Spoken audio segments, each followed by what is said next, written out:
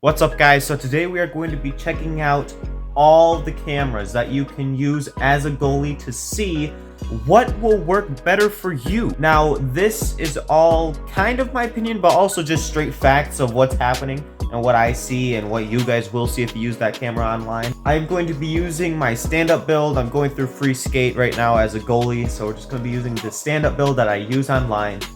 Alright, and let's get into this. Now, this is kind of a throwback to last year. I made a cameras video, and it's actually my most popular one. My most popular video I've ever made. Yes, more popular than all of my NHL goalie videos, I think, combined. I'm not sure, though. Don't fact check that. We're going to go through all the cameras. So here we go. I do not agree with the NHL 22 version of this video, of me talking about cameras back then. I have many different views, and I've learned a lot more since then, so we're going to go through it. It's completely different from last year. I'm also going to have a scale throughout the video for each camera.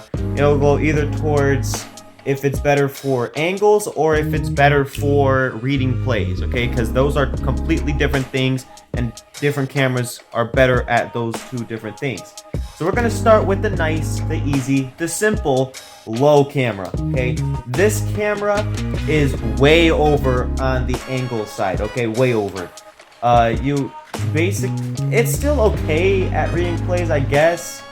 You can still read them, but it's nowhere near overhead when it comes to reading plays, if you know what I'm saying. One thing with this camera, though, is every time a pass is made, the whole camera moves, which I actually think makes it easier to know when they pass. Not to who they're passing to or if it's a high IQ play, but when they pass. That's pretty important, knowing when they pass, because then you can, when the camera literally shifts over, you're like, okay, they passed this, so you'll move in that direction. So that's the advantage of this camera. Other than that, I don't really use it that much. It's a nice camera. Use it if you're a beginner and want to cut down your angles. Use this for 3 or 4 games in drop-ins or be a pro or something, and then you'll get your angles down. Next up, we're going on the classic high camera, okay? Back in the day, this was the default camera. This was the old fixed. This camera, I still use to this day. You see many of my videos. If you look through all my videos, you'll see maybe half of them I use this camera. Sometimes I use fixed as well. But this camera is pretty similar to low, but it's a little higher, and you're looking more down to the ice. So it's a little bit better to read plays. So it's still very good at reading angles, though. So after you use the low camera for 3 or 4 games, use this camera for 3 or 4 games to make sure that you got it down and you can read plays a little bit better. Alright, so you all saw this camera coming fixed. Of course, this is the camera that everybody says. Everybody, their mom, their uncle, and their uncle's mom will say to use this camera all the time, okay? If you ask any goalie, any regular goalie, okay, any average goalie, they'll say use fixed, it's the best camera ever.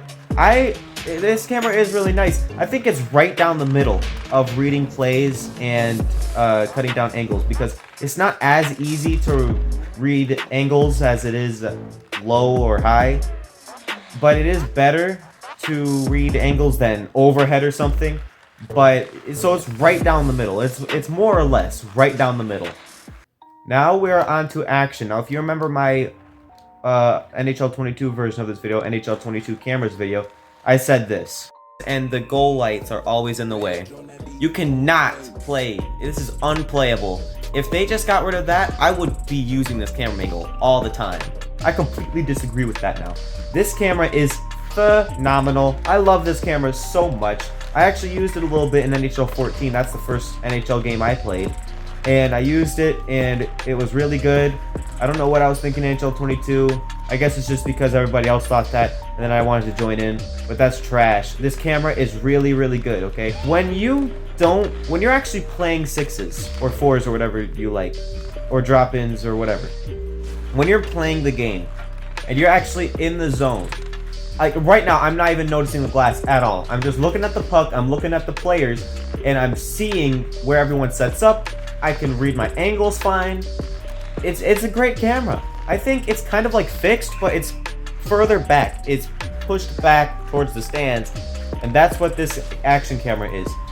Give it a try, okay? After you've graduated from low and high for 3 or 4 games each, give this camera a try, please. You can play fixed or whatever, but just give it a chance.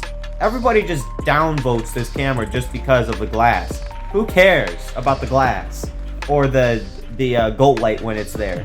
Who cares? You won't see that because that's so far down. You'd barely even look in that area ever.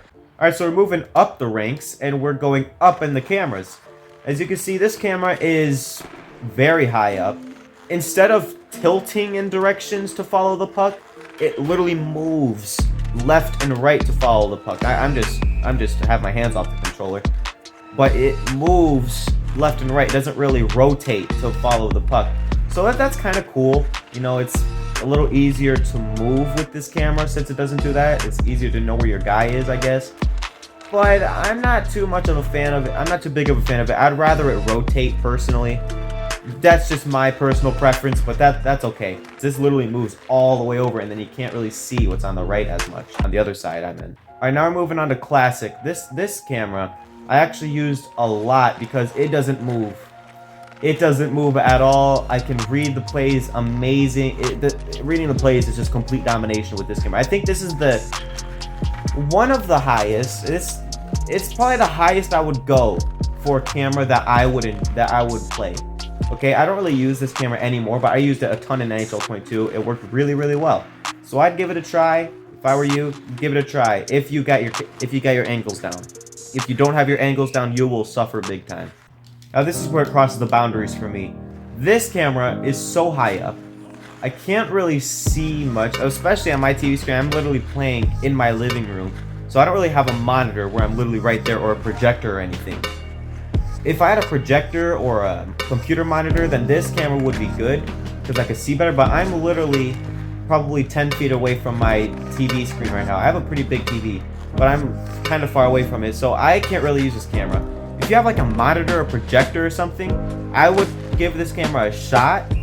This could be good for you. It would look like classic to you as if it would look like classic to you as if it were me. What? If that makes sense at all. I don't really know how to say that sentence. Bro, what are you talking about, man? If you know what I'm saying, then you know what I'm saying.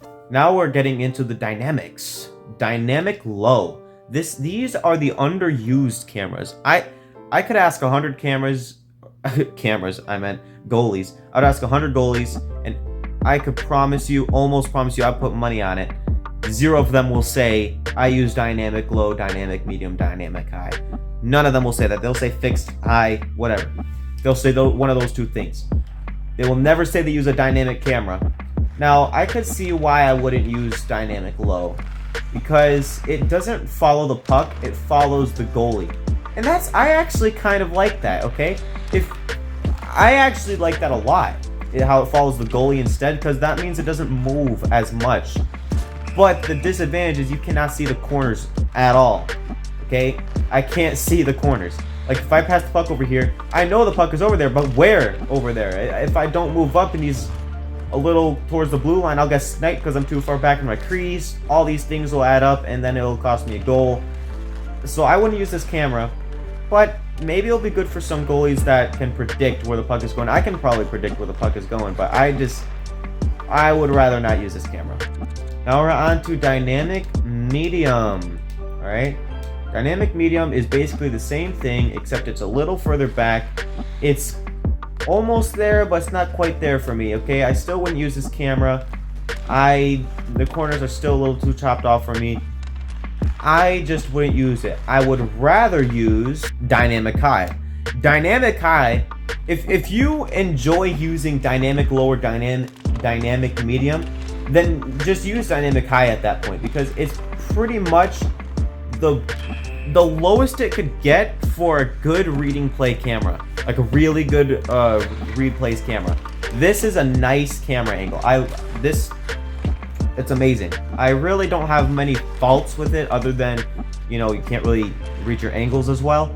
But if you're a good goalie, give this camera a huge shout, because it is a nice even camera angle for you. It's a fair camera.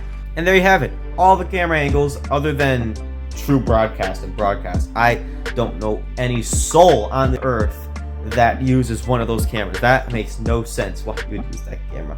But that's all the cameras that you could use and still play with, okay? I hope you guys enjoyed this video. I hope it was informative. Next video will probably be Yes, the Joe Goalie. See you then. Goodbye. The next day, you're horrible at the game. What I do when that starts happening is I switch my camera. For some reason, something flips in my mind. At least it works really well for me, but something clicks in my mind. And I play much better with a different camera when I'm going bad.